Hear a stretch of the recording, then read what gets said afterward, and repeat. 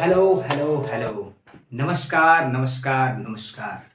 मैं आपका प्यारा इमरान रहमानी और आप सभी का स्वागत है आपके प्यारा सा चैनल कमांडोज क्लासेस में।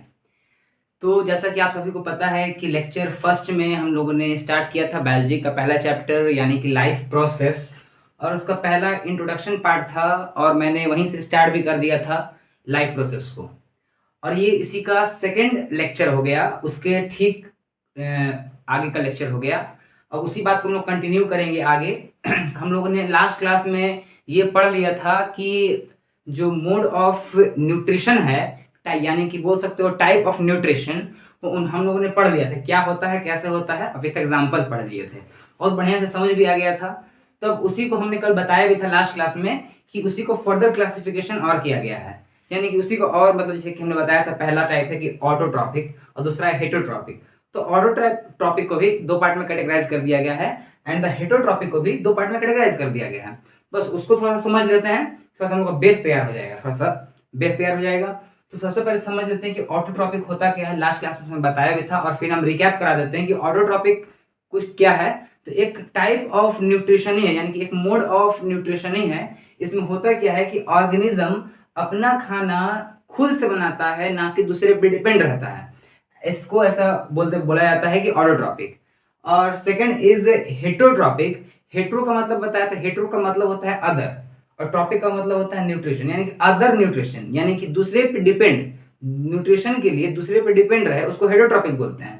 जैसे कि ह्यूमन बींग, हम लोग दूसरे पे डिपेंड रहते हैं, यानी कि फूड और सॉरी प्लांट्स और एनिमल पे डिपेंड रहते हैं हम लोग। ठीक है, तो हम लोग हेटरोट्रॉपिक के अंदर आते हैं। ठीक है, और जितने ग्रीन प्लांट्स सब आते हैं ऑटोट्रॉपिक के अंदर। तो इसी बेस रख के इसी को बेसिस रख के हम लोग और फर्दर क्लासिफिकेशन कर देते हैं हेटरोट्रॉपिक के बारे में। ओके, हेटरोट्रॉपिक के बारे में हम इसको क्लासिफिकेशन करते हैं दो पार्ट में। इसको दो टाइप में कैटेगराइज कर दिया गया है ऑटोट्रॉपिक को। सबसे पहला आता है कि फोटो ऑटोट्रॉपिक। फोटो ऑटोट्रॉपिक, तो ऑटोट्रॉपिक मतलब तो समझ आ रहा है। यहाँ पे पहला एक नया टर्म तुम्हें ऐड होते हुए दिख रहा है, एक है फोटो। फोटो जनरली ये हम लोग फोटो का मतलब होता है कि लाइट से रिलेटेड होता है, यानी कि फोटो का मतलब लाइट और ऑटोट्रॉपिक मतलब जो ऐसा ऑर्गेनिज्म जो खाना खुद से अपना फीड कर रहा है, खुद से बना रहा है। ठीक है, तो यानी कि फोटो यानी कि लाइट की मदद से कोई प्लांट अपना खाना खुद से बना रहा है, लेकिन मदद क्या लेना चाहिए, लाइट का। तो उसको बोलेंगे फोटो ऑटोट्रॉपिक। यानी कि जितने भी ग्रीन प्लांट्स है तो वो सब क्या करता है, फोटो ऑटोट्रॉपिक करता है। ठीक है, और जो जिस प्रोसेस से खाना बनाता है उस प्रोसेस क्या बोलते हैं, फोटोसिंथेसिस।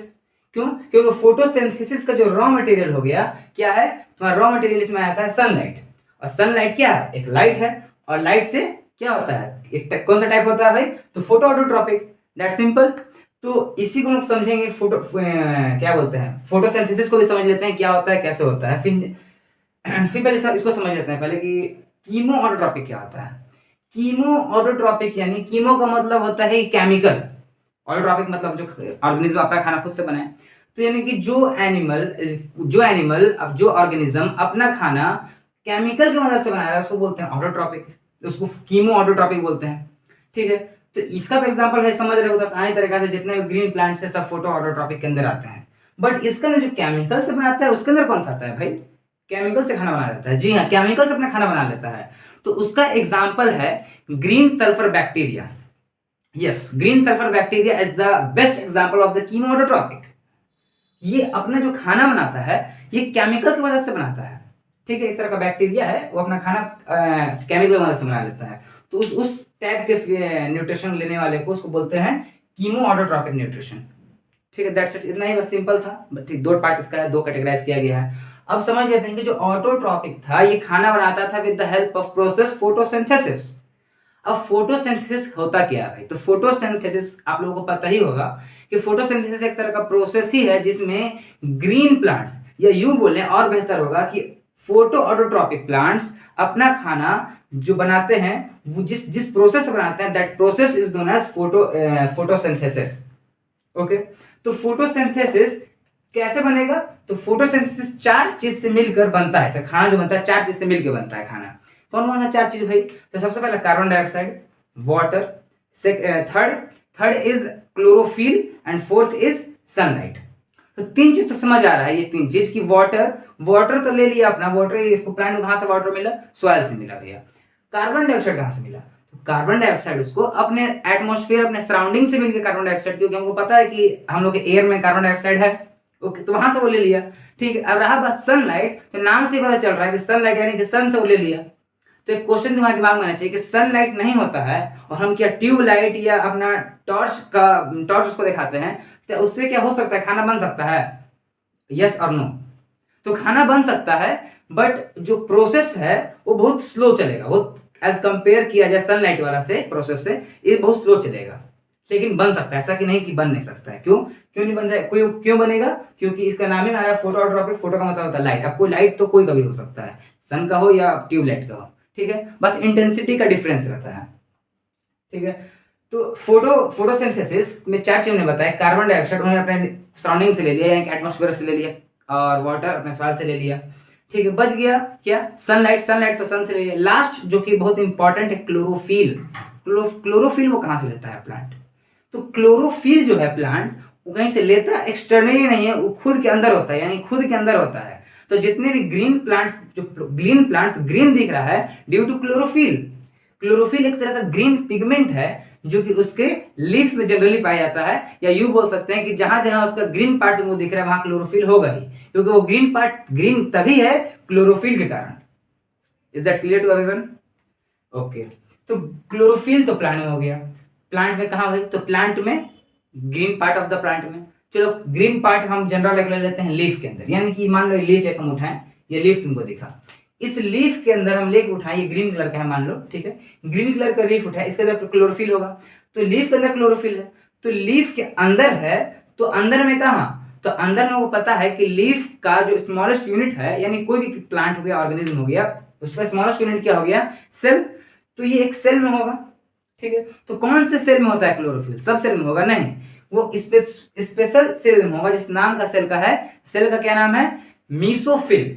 मीसोफिल एक सेल होता है इसके लीफ के अंदर, उसके अंदर क्लोरोफिल देखने को मिलेगा।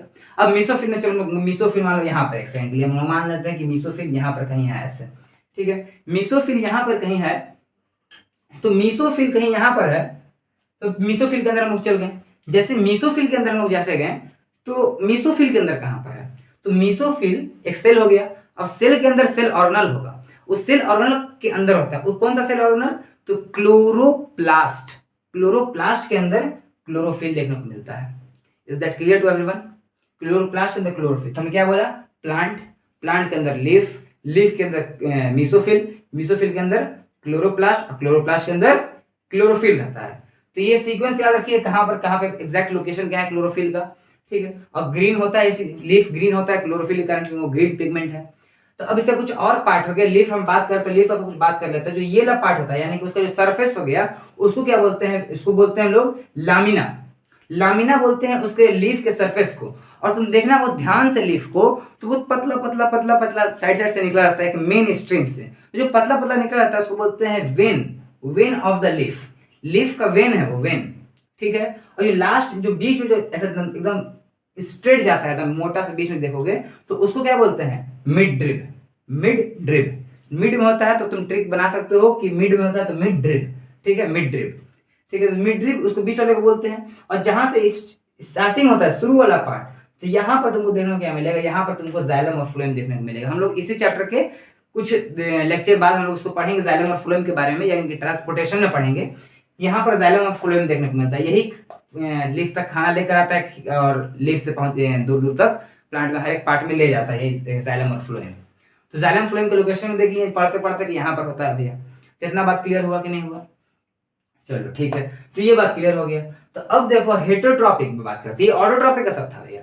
अब हेटरोट्रॉपिक पे आते हैं। हेटरोट्रॉपिक हमने क्या बताया था कि कोई ऐसा ऑर्गेनिज्म जो अपना खाना खुद तो बना नहीं रहा है, दूसरे पे डिपेंड है, उसको बोलते हैं हेटरोट्रॉपिक। तो उसी बेसिस पे 3 पार्ट और कैटेगराइज कर दिया है, एक है होलोजोइक, दूसरा parasitic, and the third is okay saprophytic.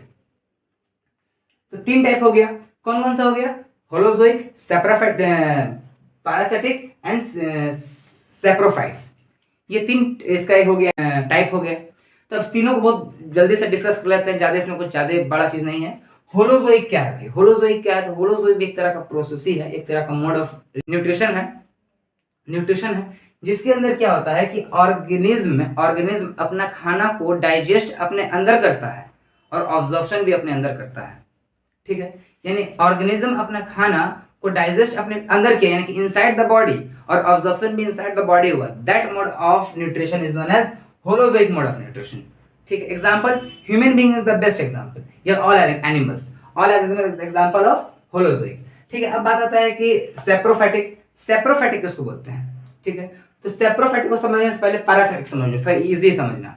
ठीक है, पैरासिटिक उसको बोलते हैं, पैरासिटिक मोड ऑफ न्यूट्रिशन, कि ऐसा ऑर्गेनिज्म अपना खाना कहां से ले रहा है? किसी प्लांट और एनिमल से ले रहा है, उसी के पास होस्ट की तरह रहकर, गेस्ट की तरह रहकर। ठीक है, उसी पर गेस्ट की तरह रहकर उससे ले रहा है, विदाउट उसको मारे हुए, यानी कि विदाउट किलिंग, मारे बगैर उसको खाना लेना, यानी कि पैरासिटिक। ठीक है, और लास्ट इज सेप्रोफैटिक भी सिंपल तरीका से है कि भाई एक ऐसा मोड ऑफ न्यूट्रिशन जिसमें ऑर्गेनिज्म अपना जो डाइजेशन है वो बाहर की ओर करता है, यानी कि बाहर इनसाइड आउटसाइड द बॉडी करेगा, लेकिन एब्जॉर्प्शन इनसाइड द बॉडी होगा। ऐसा भी पॉसिबल है क्या? जी हाँ, पॉसिबल है।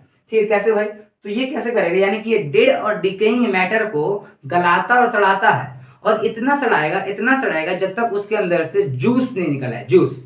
ठीक है, और वो जूस को क्या कर लेगा, वो ले लेगा, और उसका अंदर यानी कि डाइजेशन बाहर होगा, और उसको लेने के बाद फीड कर लेगा। फीड करने से क्या होगा कि उसके अंदर अब्जॉर्प्शन उसके बॉडी में हो जाएगा। ठीक है, तो इसका एग्जांपल तो ह्यूमन बीइंग हो गया, होलोजोइक का।